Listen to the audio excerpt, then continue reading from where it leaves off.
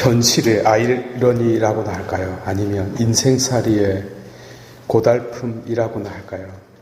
하느님의 명을 받고 바알 예언자들을 쳐부수고 3년 동안의 가뭄을 해결한 엘리야는 백성들로부터 환영을 받기는커녕 1급 지명 수배자의 명단에 오르고 말았습니다.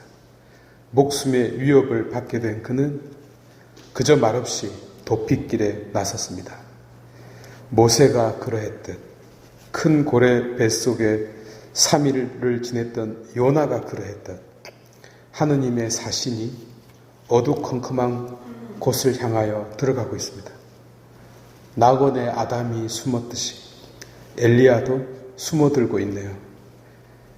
그리고 시어머니보다 말리는 시누이가 더 밉다고. 아합 왕과 이세벨 여왕이 아니라 바로 하느님이야말로 엘리야의 원망이 되고 있습니다. 그는 어떻게 이를 받아들이고 있을까요? 지명 수배자가 숨어들기에 깊은 산속보다 좋은 곳은 없죠. 다른 곳은 숨을 수는 있지만 먹거리를 해결하기가 쉽지 않고 또 다른 사람의 눈을 피하기가 쉽지 않습니다. 그러나 산속 깊은 곳은 불편하기는 해도 이런 난관은 해결할 수 있습니다. 모세가 숨어들었던 시나이산, 호렙산이라고도 하죠. 똑같은 곳입니다.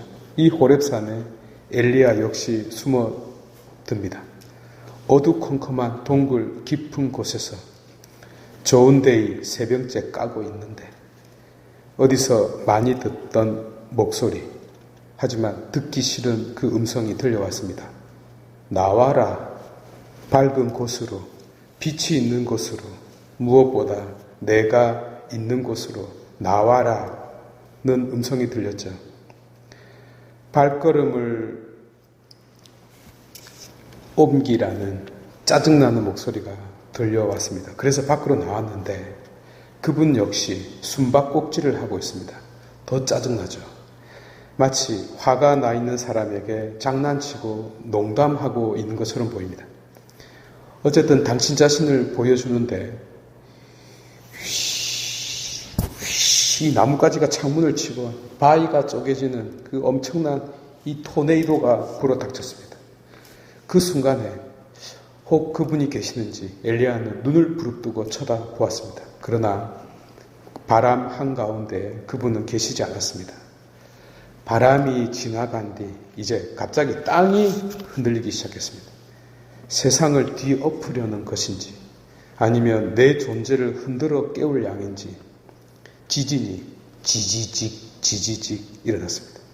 그래도 분노에 찬 엘리야는 그분이 있는지 응시합니다. 따져야 되니까요. 그런데 없었어요. 엘리야의 마음이 얼마나 분노에 차 있었겠습니까? 갑자기 이제는 산불이 덮쳤습니다. 산 밑에서 지나가던 어떤 사람이 차 타고 가다가 이 담배꽁초를 버렸기 때문인데요. 그 불이 엘리야의 마음속 불과 멋진 화음을 이루고 있습니다. 분노에 휩싸인 엘리야.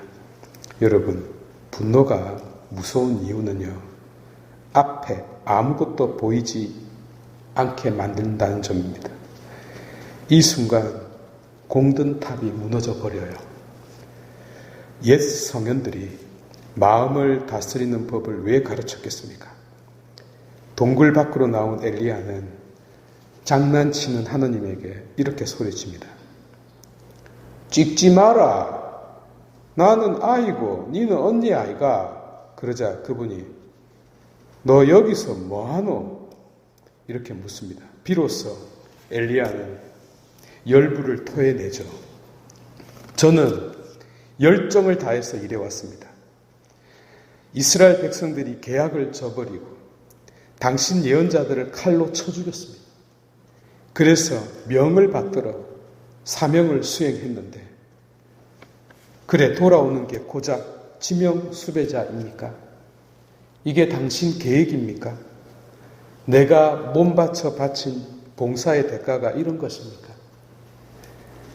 그랬더니만 주님께서 님시의 손자 예후에게 가서 기름을 부어 왕으로 추대하라고 명령합니다. 이 뭔 뜬금없는 소리죠? 그분에게는 다른 계획이 있었습니다. 예후는 남유다 출신의 왕이 아닌 여호사밧의 아들이었습니다. 요람 때 군사 사령관이었습니다. 재미나죠? 하느님이요 국태타를 부추겼어요. 그래서 아합 왕과 바알 숭배자들을 멸하고 강력한 중앙 집권화를 이룹니다. 그런데 이렇게 하려면 반대파를 모조리 쳐야 되겠죠. 그래서 냉철하고 잔인할 수밖에 없었습니다. 이것만 봐도 조선을 개국한 정도전이 옳았다는 것을 다시 한 번 더 확인할 수 있습니다.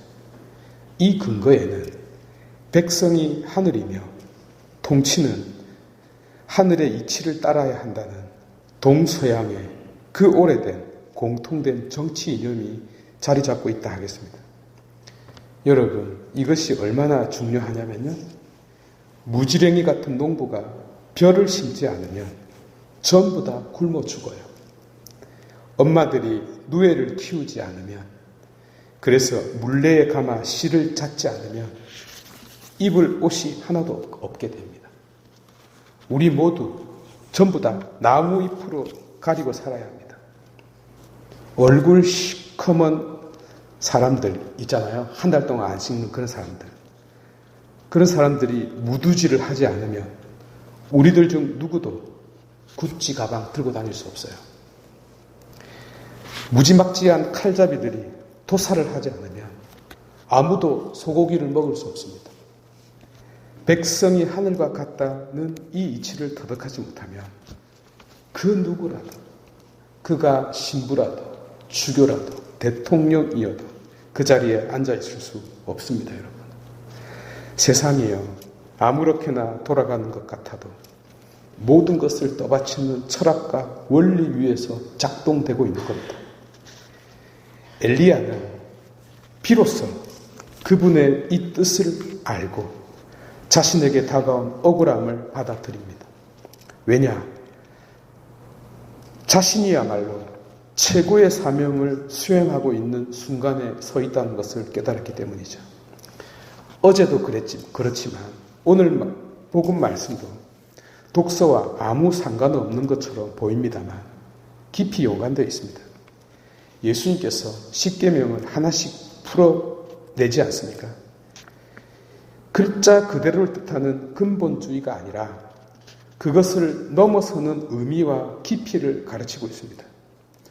여러분들도 보시다시피 제가 여인을 음흉한 눈으로 봐서 지금 선글라스를 끼고 있잖아요. 예수님은 사람을 도구가 아니라 주체로 보도록 가르치셨습니다. 또한 쾌락의 대상이 아니라 하느님의 존엄한 모상을 지닌 말 그대로 존엄한 자로 대해야 함을 역설하고 있어요.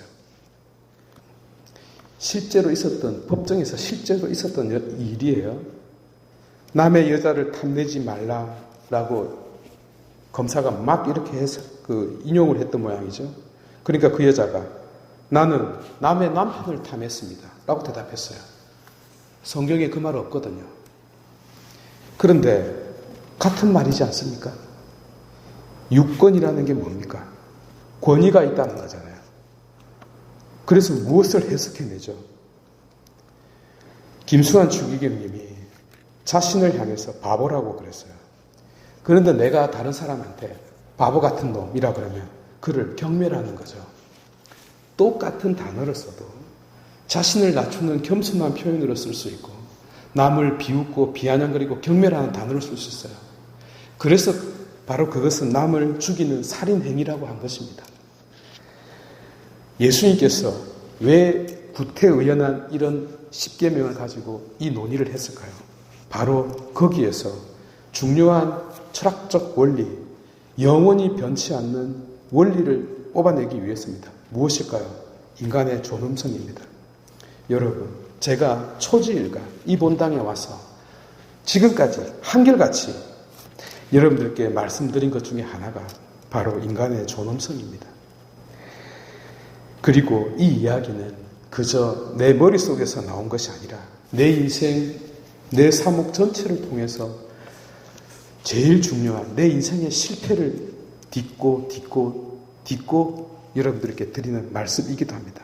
만약에 마지막 순간에 내 목숨과 바꿔서 이 세상에 한 가지 가르침을 딱 한 가지 남기고 죽으라고, 죽음에 임하라고 한다면 저는 머뭇거림 없이 사람의 존엄성을 잊지 말라라는 말씀을 남기고 싶습니다. 내 인생의 목숨값으로 여러분들에게 전하는 이 내용은 내 인생에 다시 한번 말씀드리지만 제 삶의 모든 실패를 거듭하면서 제가 깨닫게 된 성현들의 가르침입니다. 봉헌하도록 합시다.